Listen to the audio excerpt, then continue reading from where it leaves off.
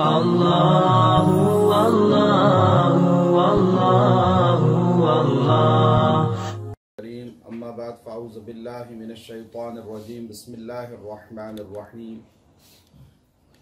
بہت سے لوگ اعمال صالحہ کرتے ہیں، متقی ہوتے ہیں، نیک ہوتے ہیں، دین کے ساتھ منسلک ہوتے ہیں اور ماشاءاللہ ساری زندگی دین کا کام کرتے ہیں، لیکن ان کی اولادیں جو ہے وہ اس منہج پر نہیں ہوتی، دین کا کام اس طرح نہیں کر پاتی، اور بعض اوقات دین سے بیزاری پیدا ہوتی ہیں اور جوان ہوتی ہیں تو دین سے بیزار ہوتی ہیں، بدنامی کا باعث بنتی ہیں۔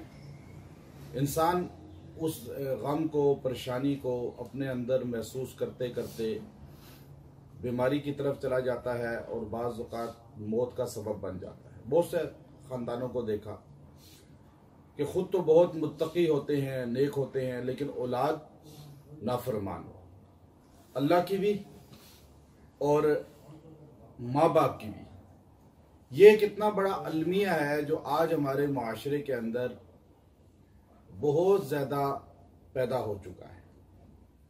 بہت سے لوگ آ کر اس چیز کا اظہار کرتے ہیں اور ہم معاشرے میں دیکھتے بھی ہیں، بہت بڑے بزرگ ہیں ان کی اولاد ہے، بہت بڑے عالم ہیں ان کی اولاد ہے، بہت بڑے اللہ کے ولی ہیں ان کی نسبت سے ہیں، خاندان سے ہیں، لیکن برا روی کا شکار ہیں، نافرمانی کا شکار ہیں۔ اب یہ عمل خود اللہ رب العزت نے قرآن پاک کے اندر دعا کی شکل میں ایک نازل کیا ہے۔ اگر اس عمل کو آپ اپنا زندگی کا وظیفہ بنا لیں، اللہ اولاد کو صالح بنا دے گا۔ جب مولانا احمد علی لاہوری رحمت اللہ علیہ سے سوال کیا گیا ایک مرتبہ کہ حضرت آپ کے جو بیٹے ہیں مولانا حبیب الرحمن صاحب، یا حبیب اللہ صاحب ان کا نام تھا، اور مدینہ منورہ میں جنت البقیع میں مدفون ہیں، وہاں پر ان کی قبر بنی، اللہ نے ساری زندگی مدینے میں ان کو بٹھایا، اور اتنے متقی تھے، اتنے پرہیزگار تھے کہ ساری زندگی انہوں نے کبھی مشتبہ چیز کو بھی ہاتھ نہیں لگایا۔ ہم جس کو کہتے ہیں جی مکروہ ہے، مباح ہے، ایک حرام چیز ہوتی ہے، حرام تو حرام ہے، سگریٹ ہو گیا، ہم کہتے ہیں جی مکروہ ہے۔ اسی طرح کوئی کھانا بازار سے آپ نے خریدا، کسائی کی دکان سے گوشت خریدا، اب آپ کو نہیں پتا کہ وہ گوشت ذبح کرنے والے کا عقیدہ کیا ہے، اس نے ذبح کس طرح کیا، بے نمازی ہے، بے نمازی کا ہاتھ بھی اگر کسی کھانے کو لگے گا تو اللہ کا نور انسان کے دل سے نکل جائے گا۔ یہ تو کرامات اولیاء میں باقاعدہ مولانا یوسف نبہانی رحمہ اللہ تعالی فلسطین کے بہت بڑے عالم ہیں، بہت جامع 3 جلدوں میں کتاب لکھی، اس میں ایسے واقعات نقل فرمائے۔ تو مولانا احمد علی لاہوری رحمت اللہ علیہ کے یہ بیٹے اتنے متقی تھے کہ مشتبہ چیز کو بھی کبھی نہیں کھایا، اور ایسے ہاتھ اٹھاتے تھے دعا ایک دم قبول ہو جاتی تھی۔ اللہ کے ولی تھے، مولانا لاہوری فرمایا کرتے تھے، اب مولانا احمد علی لاہوری تو خود اللہ کے ولی تھے، اور وہ لاہوری رحمت اللہ علیہ فرمایا کرتے تھے میرا بیٹا حبیب اللہ مجھ سے بڑا متقی ہے۔ تو ایک مرتبہ مدینہ منورہ میں آپ تھے تو آپ کے گرد علماء اکٹھے ہو گئے، آپ سے فرمایا حضرت یہ کیسے ہوا کہ آپ کا بیٹا اتنا متقی پرہیزگار اور آپ کی ولایت سے بھی اللہ رب العزت نے اسے آگے نسبت عطا فرما دی ہے؟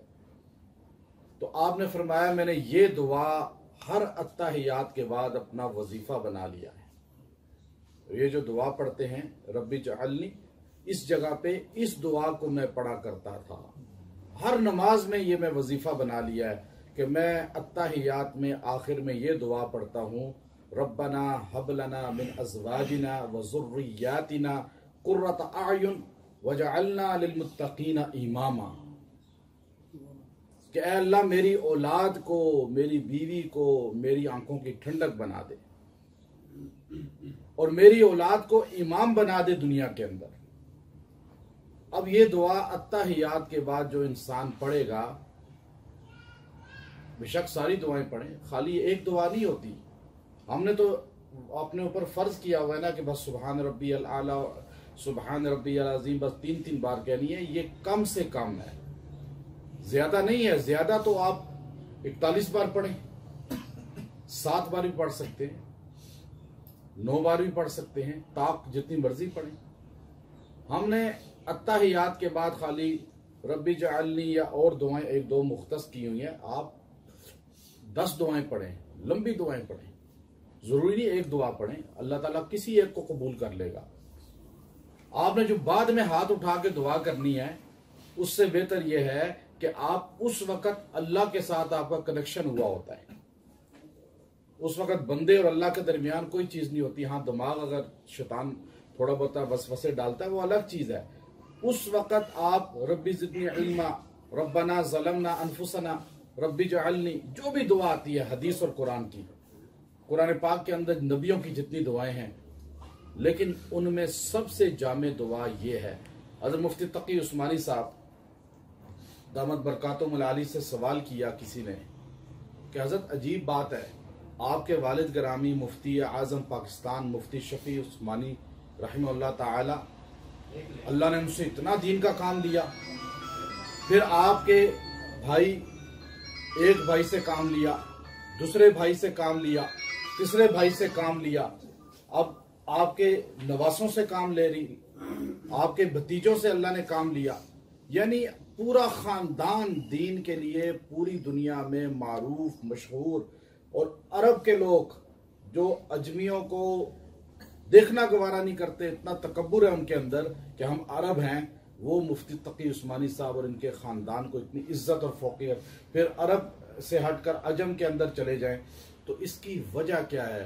तो फरमाने लगे, मेरे वालिद गिरामी मुफ्ती शफी साहब और हम सारे अपनी नमाज में आखिर में इसी दुआ को लाजमी पढ़ते हैं, जिसकी वजह से पूरा खानदान दीन के लिए कबूल हो गया। हमारे यहाँ एक बंदा तबलीग में चला जाता है, एक बंदा दीन का कोई काम कर लेता है, लेकिन उसकी बाकी खानदान मुतनफर होता है, मुखालिफ होता है, नमाज भी नहीं पढ़ते घर के बंदे। तो उसकी वजह क्या है कि हम अल्लाह से इस तरह नहीं मांगते। हम ये दुआ अपना वजीफा बना लें, आप सारे इसको एक बार, रब्बना हबलना मिन अज़वाजिना व ज़ुर्रिय्यातिना कुर्रत आयुन वजअलना लिलमुत्तकीना इमामा। ये कितनी जबरदस्त दुआ है। ऐ अल्लाह, मेरी औलाद को, मेरी ज़ुर्रियत को, मेरी बीवी को मेरी आंखों की ठंडक बना दे। तो आपके घर में झगड़े होंगे, फिर औलाद नाफरमान होगी। अक्सर माँ बाप जो बीमारी का शिकार होते हैं, औलाद की नाफरमानी, सारा दिन मेरे पास आते हैं यही मसाइल लेकर, रात को ताले लगा के सोते हैं, बेटा कहीं मार ही ना दे हमें। ऐसे ऐसे हैं बेचारे, पैसा जब। तो आप जब ये दुआ करेंगे बीवी सरकश नहीं होगी, बीवी ये पढ़ेगी खामन सरकश नहीं होगा। अब बीवी अब इस दुआ को चलते फिरते पढ़े, मर्द है चलते फिरते पढ़े, नमाज में पढ़े, वैसे पढ़े।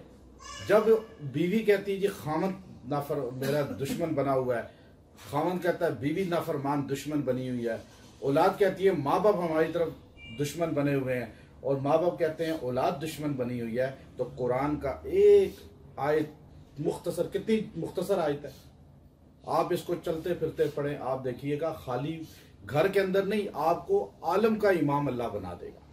लोगों के दिलों में आपकी इज्जत पैदा हो जाएगी। आप कहते दफ्तर में इज्जत नहीं है जी, अपने मोहल्ले में इज्जत नहीं है, तो ये पढ़ें दुआ, इंशाअल्लाह इसको वजीफा बनाएंगे।